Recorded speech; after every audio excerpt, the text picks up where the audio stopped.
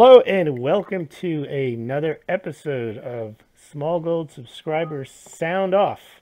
And today we have with us again a returning guest, Fernando Ortega.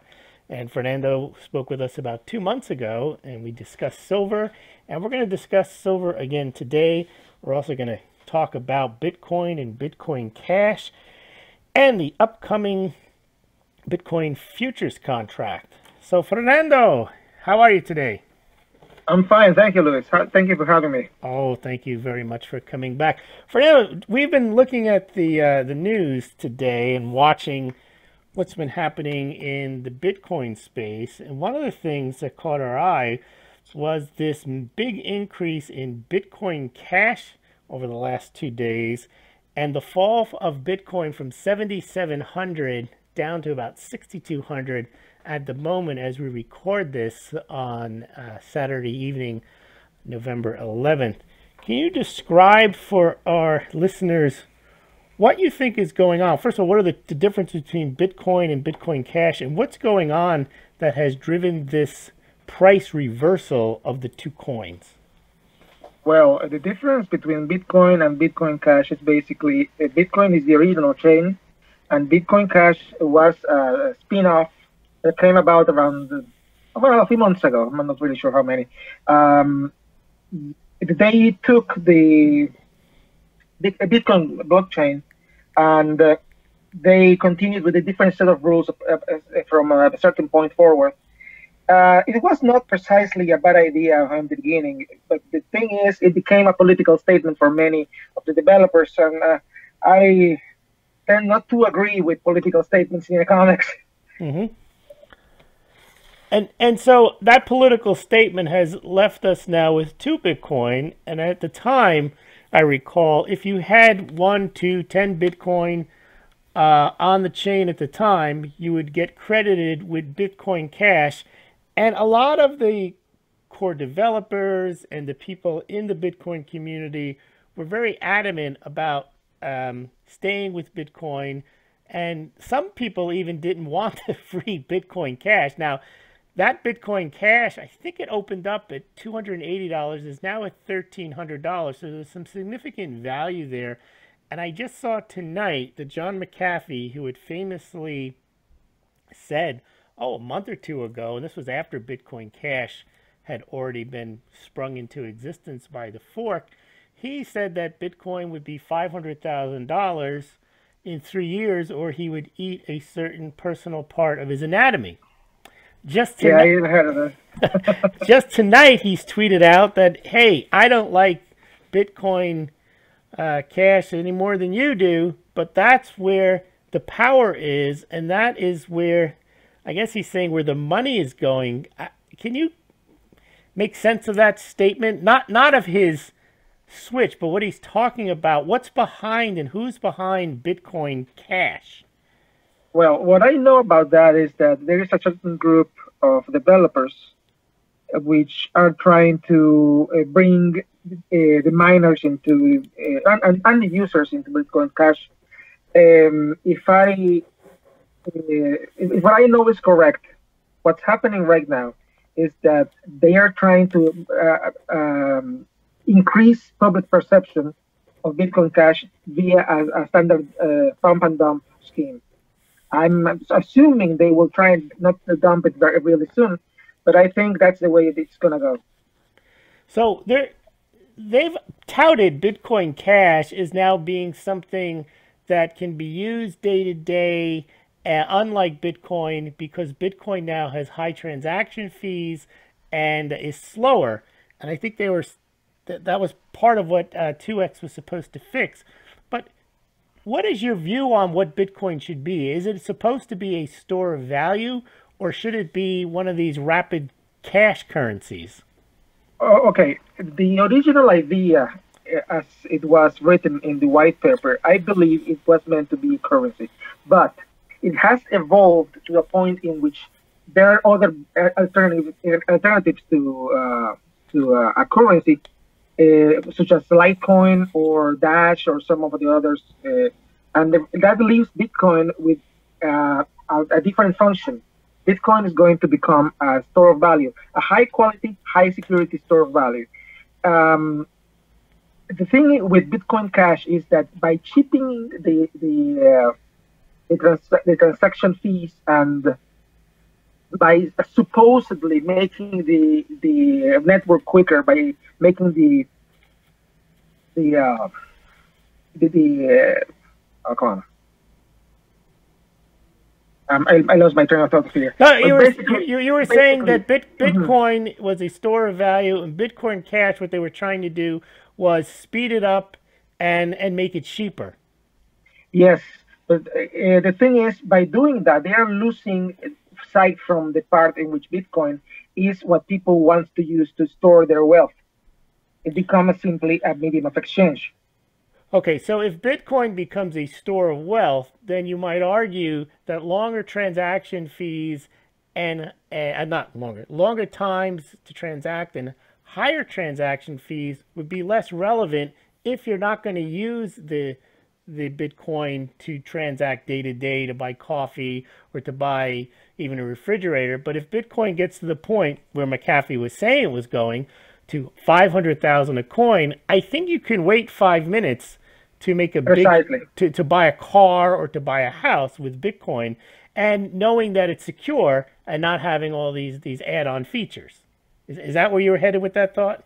Yes, and there is another thing. I have been using, yesterday, for instance, I have been using Bitcoin, and I've been making some tests about the speed, and let me tell you, it's quite satisfactory if you use SegWit. I have a SegWit account and a non-SegWit account, and I have been able to make some tests, and it's plenty quick. Bitcoin SegWit is the solution many people have been looking for, and it's already implemented. Okay, so basically, then you would say, as many in the Bitcoin community, that Bitcoin Cash is superfluous and not needed. Precisely. All right, well, that's the news out for tonight, and we really haven't had a chance to ruminate on it much. We just read it before we got on the line, so I think we'll leave that topic there for now, and we'll probably have to come back and revisit that. Those are just our preliminary thoughts off the cuff. Let's get back to something that we have looked at, and a story that's been around for quite some time. This is the Mexican Libertad and the potential that the Mexican government might issue silver Libertads and in larger amounts than they currently do, without a face value on them, but just basically a weight value on them. And this is something that Hugo Salinas Price has championed. What are your thoughts on the concept? And after you give your thoughts, what are your thoughts on whether this has any chance whatsoever of getting enacted by the Mexican government? Okay, let me start by saying that I enjoy what Hugo Salinas Price puts out in his webpage. He is a very smart guy, but I don't think he's in touch with the reality of Mexican people. The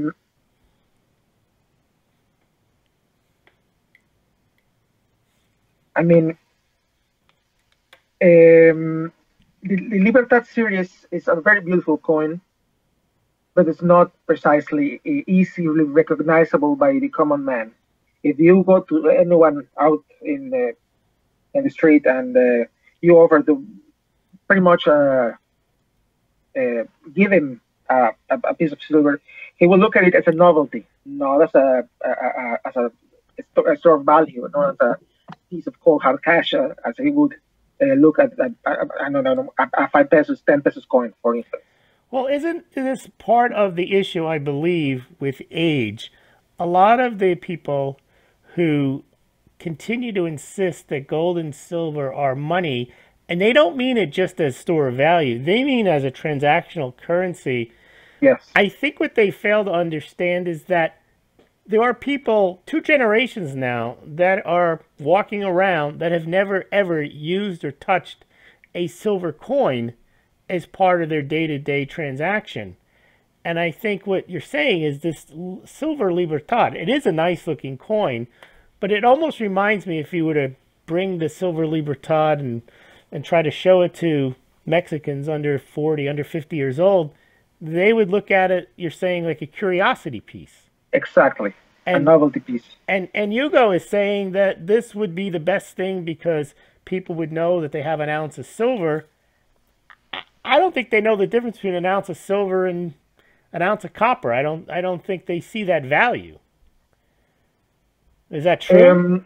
They have been away from the metals for too long to really make the connection between the idea of value and the idea of the metals.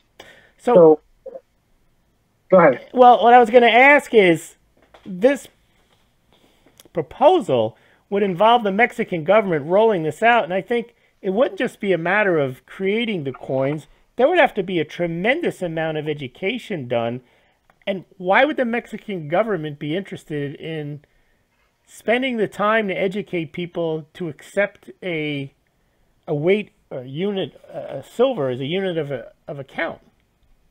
They will have to create a completely new infrastructure of education in order to make people learn and understand it quickly enough for it to be of any use. And I don't see that happening. And you'd have to have point of sale where people could know how much an ounce of silver was worth, because it is a brilliant plan in that the ounce is always an ounce. It just fluctuates against the peso. So it's not like the old days you had to set a quarter or a half a dollar or a dollar. It had to maintain that value, and that was really a fiction. Whereas, because the value of silver was going up and down, but the quarter was always a quarter, 50 cents was always a half dollar, and the dollar was always worth a dollar. So you said is there any chance of this happening? I don't see it happening anytime soon. For instance, what I have been hearing is that he's pushing it in the Mexican Congress. Okay. And the Mexican Congress has right now so many other different, more important things to look at that I don't think that's even in the agenda. That's from the legislative point of view. Now, from a more practical point of view, since Mexico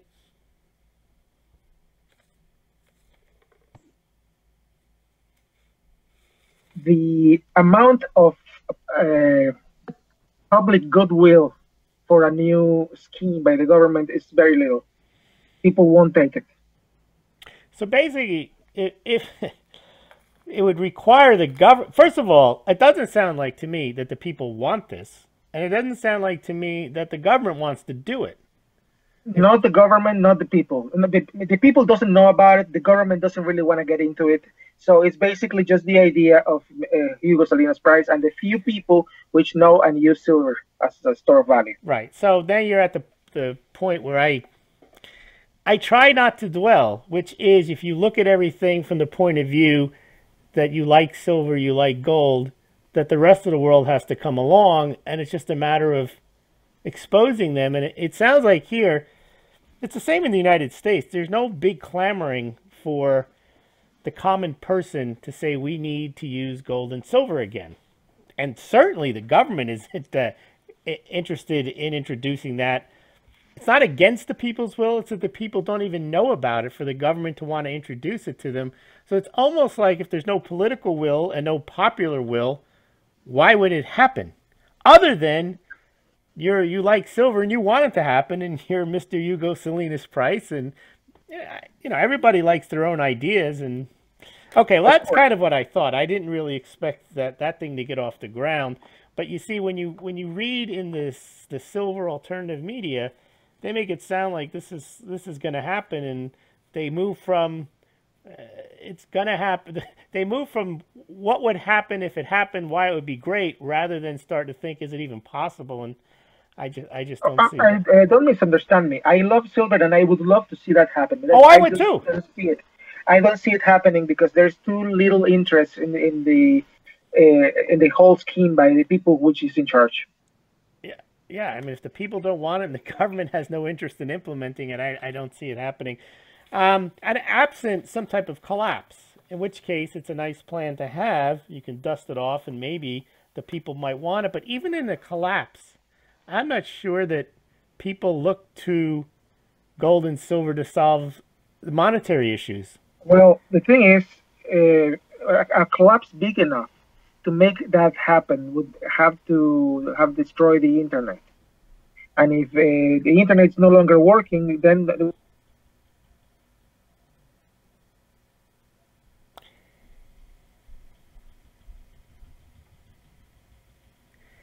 Fernando, we lost you there. You said if the internet is no longer working.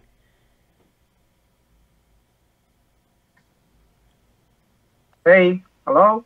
Yes. Okay. You were saying if the internet is no longer working. That's the last I heard of you. Okay, and if the internet is no longer working, then we have bigger problems than the lack of commerce via silver. Yes. However, if the internet is not working, I don't think you would need government to tell you that you can or should use silver. Because if anyone happens to have it, which is another issue, then it will get used. I mean, whatever people have of value, when you don't have internet and you have a breakdown, you will see some type of barter situation. You don't need it mandated by the government. So, all right, well, let's move on from silver to back to this Bitcoin CME Group futures contract that they say they're going to have it out at the end of December. What impact do you think that a Bitcoin futures contract might have on the price of Bitcoin? And do you think that it will subject the market to manipulation the way it does clearly does in the silver and gold futures markets on COMEX? I think it's going to be a different animal. Bitcoin is not as easily manipulable as the metals, for instance. I believe people will keep using Bitcoin directly without having to resort to the futures contract. Now, bigger firms may want to use this method to be exposed to the price of Bitcoin, but I don't really see it going anywhere. You don't wait. You don't see people using the contract, or you don't see the contract or the concept of it moving the price one way or the other? I don't see it moving the price. I believe it's going to be exactly the same. You see, for them to be able to offer the futures contracts, they will have to be able to get their hands on the Bitcoin anyway. People can do that without the need of the contracts themselves. That's my point. That's what I think. Okay, well, the way I'm looking at the contract specifications, and basically what the disturbing thing that I see is that they have a cash settlement on the price. So if we take into account your thought that Bitcoin is a store of value and what people want it for, this is what the CME Group, they put out an article talking about Bitcoin as a store of value like gold. Okay, so that all sounds nice.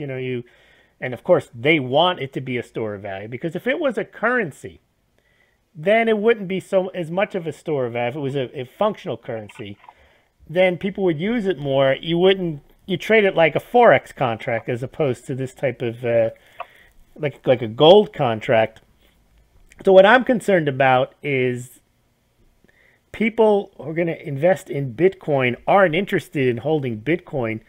They're interested in the value of it, just like they are when they buy an ETF of gold. They don't really want the gold.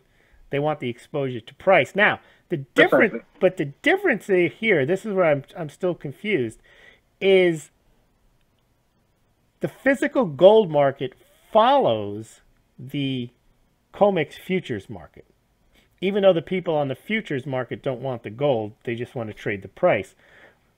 But the Bitcoin futures market, will it set? You're saying it's not going to set the price. The price will be set by the other exchanges, and this is how it should work. And then the futures contract basically just tracks the price, and if you want to hedge, you can hedge. That's where you see it headed? I see it headed that way, yes. Okay, well then that actually isn't bad, but it doesn't bring any money into the space, because if you're just buying futures contracts, you're not buying Bitcoin. Exactly. Okay. Now, what if, do you, oh, I can't even say what if. Do you think there's a possibility in the next 6 weeks that Bitcoin Cash will have a higher market cap and price than Bitcoin? Or do you think this is a quick pump and it's going to I think that what we're going to see is a quick pump to around maybe 20% of the price of Bitcoin, and then it's going to reverse direction, and we're going to maybe $500 BCH, and we're going to see Bitcoin at $8,000 before the end of the year. So you don't view this as a direct threat. You view this as a manipulative pump that BCH is doing right now. It is a threat only if the people follows it. I think what we're seeing is not that yet. I see. So this would have to be a sustained pump and a lot of PR behind it for BCH, and it would have to get to more than 20% of Bitcoin value. Precisely. Okay, so we have to keep an eye on that. Is it possible, though, that you could have both coins, or does one necessarily have to destroy the other? I believe we can have both. And I believe also that only Bitcoin, BTC is Bitcoin. The other one is a pretender. It's an altcoin. Yes, well, by definition, it is definitely a fork and it's an altcoin. And that's what Litecoin is, right? Litecoin is similar in the sense that... yeah, but Litecoin never pretended to be Bitcoin in the first place. Right. Of course. All right, now, let's move to gold before we close out. Gold, I have seen over the last 5 years, really has held its value. I mean, it's about $1,280, $1,300. It got crushed from its high, but that high of $1,900 was short-lived, and it spiked up to that. But basically, if you look at the average over the last 10 years, it's been in the $1,200, $1,300 range. Do you see any return of gold, given that type of stability, into the financial system, or even as part of a transaction like they're saying that China wants to do with gold? But not that they're going to do it, but gold back yuan. But there does seem to be some place for countries wanting to get around sanctions using gold as trade. Do you see that becoming more formal? Yeah, I do see gold having a more active role in international economy, but I don't think it's going to be in the form of a backing of any currency. No, because then you have to fix the price. Exactly. So you can trade gold, but what about silver? Is there any chance of that in the international trade? No, silver behaves more like a commodity, not as a currency. Silver is going to become more and more expensive, but that's because it's a case of use, not because it's becoming a currency again. That time is past. So you're saying that silver isn't going to regain any monetary value. It's going to increase in price because of its industrial use. Precisely. Yeah, I think a lot of people who own silver think that there's a monetary case, and there is an investment case, but it is still less than 50% of silver. And last time we spoke, you mentioned that, and I was shocked to hear this, that in Mexico, silver is considered, you called it a throwaway metal. A throwaway metal, yeah. That statement made the rounds. You should see, in the state of Guerrero, there is a place called Taxco, where they make all sorts of cheap silver jewelry. And what I meant then was that people usually buy those small trinkets of silver, rings, earrings, that sort of thing. And when they get ugly, they get blacked. They throw it away because it's cheaper to buy another one than to start trying to clean it up. Yeah, I didn't realize this, but you can buy a thin silver necklace for under $10. Precisely. That's what I meant. And that's the same thing we're seeing here. Small pieces of jewelry made of silver are really inexpensive. Yeah, I remember seeing earrings for my future wife when I think I was in Turkey, and I saw, they were just $2 or $3. And this was a long time ago, but still, even today they're not worth more than $10. They're probably $2 or $3 at the time. So That actually works against the concept of being a precious metal, I suppose, because it's closer in price to a base metal. That's the point to which it has been pushed. I do believe silver has a higher inherent value. It's just that we are not seeing it. Well, I do believe it's being pushed down. Well, what's going to change that? Will we see silver, go back to those $30-40 an ounce prices that we saw in 2010 and 11? I do believe so. I just cannot tell you when. The thing is, for what I've been looking at Bitcoin, Bitcoin has the opportunity to push the manipulation out of the metal markets. That's what I see. And how does that happen? I believe what is happening is that the governments are manipulating down the price of the metals in order to keep them suppressed. Right. And the point where that's going to break is when Bitcoin becomes an escape valve for the intent of the people to hedge against the loss of value in the local currencies, the US dollar or the Mexican pesos, for instance. And there will come a point in which the interest in the people is going to peak, and they're going to start using the cryptocurrencies as an escape valve, and they're going to pretty much leave the metals alone, and they will stop needing to suppress them. Well, that is what's happening in, but then won't they try to suppress the cryptocurrencies? Some may be suppressible. I don't think Bitcoin will. Well, isn't that what's happening in Venezuela? I mean, there are stories of people mining and using Bitcoin, and also in China where they try to evade capital controls.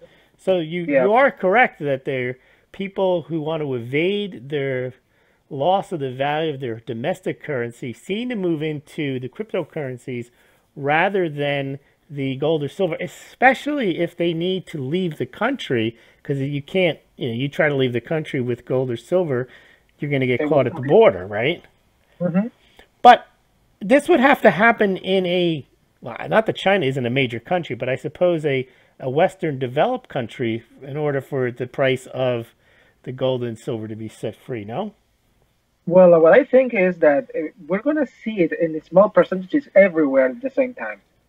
And the people is going to wake up slowly to the need of exiting the system in one way or the other, and Bitcoin is going to be there. What if they this is one of the things that the central banks are planning on, is that if, this is Christine Lagarde and a few others, that if the cryptocurrencies actually gained what they think is critical mass, they don't think it is right now, they think it's too small to bother with, but if it gains critical mass, they think all they have to do is flip a switch and issue their own. Is that feasible? It is feasible. I don't think it's going to work. People is going to prefer what they know. I mean, they can't force you to use a government-issued cryptocurrency.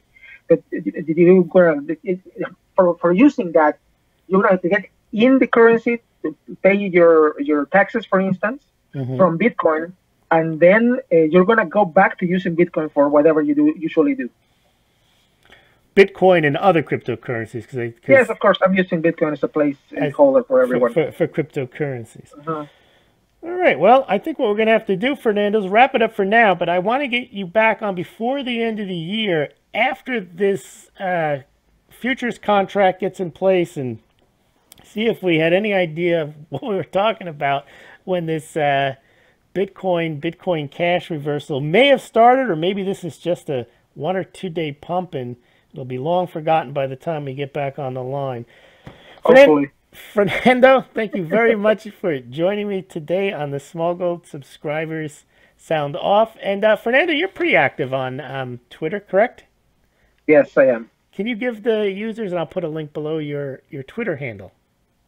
My Twitter handle is @PanteraSwift.